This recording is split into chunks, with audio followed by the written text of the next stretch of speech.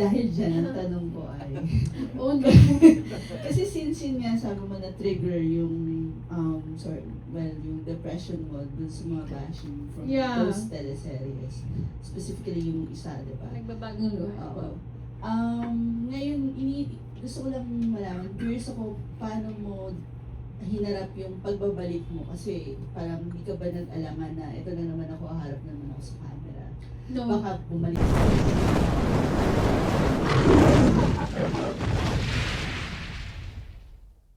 Na naman yung mga bashing. In my head, so what? At least napag-uusapan. And the more people talk about you, the more shows you get.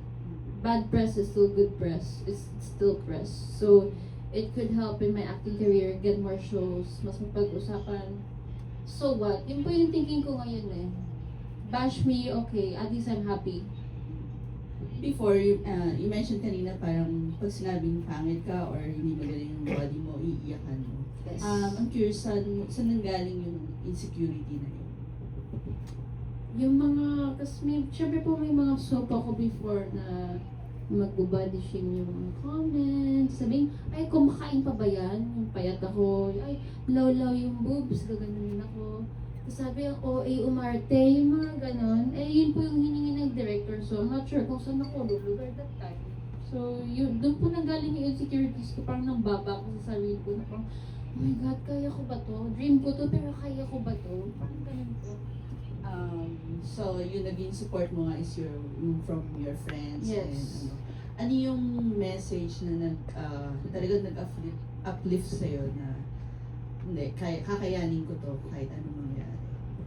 For my friend said, ano ka ba? Ang galing mo umarte, ba't na-down ka sa sarili mo? Sobrang ganda mo, babe. Ginaganon ako ng best friend ko talaga. Kasi minsan iiyak ako sa kanya, like I'm gonna be like, oh, parang I feel so bad, like I feel so ugly. And pag mag-video call, everyday ko siya kausap sa phone eh. Ano ka ba? Papagalitan pa niya, why do you think so low of yourself? Ganun. So like, when you surround yourself with good people, they will lift you up and also you lift them up in return. Because you see the good in them, because they see the good in you. And follow up lang dun, kasi you mentioned na rin na you're in a relationship. Not to name yung guy. Ano naman yung naging reaction na ito, mag-isa ka ng BMX star? I had to convince him. Sabi niya kasi, Viva, one lang ha. No, pero I told him naman na that I'm going top. Late ko na actually sinabi. I'm going topless, ganyan. Tapos sabi ko, okay lang kasi may daya naman. And sabi ko, it's just acting. It's not real. Nothing is real. There's no anything na bastos. So, daya lang po talaga lahat yun. Tapos yung point po ng Viva Max is not just nudity eh. May kwento po yun. May story po siya. Sadyang may mga scene lang talaga na that invokes passion just to hook the viewers. But it's more so about the story, which is maganda po yung story ng Cream Pie because it's sort of like a thriller and drama. So, yun. So you gave him I told him assurance na. It Did you won't affect the relationship. Yeah, I told him na pumayag po siya pero ang kapalit sabi niya kailangan ko sabihin na may boyfriend ako.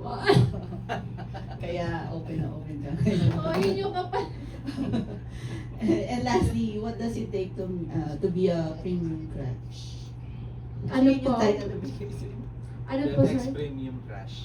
Ano po? Sorry? BMX Premium Crush. Wow. Ano po gusto yun ng premium?